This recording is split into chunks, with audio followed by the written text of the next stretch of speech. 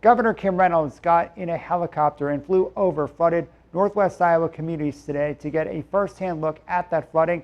She says the rivers are above the 1993 record levels and the devastation is widespread.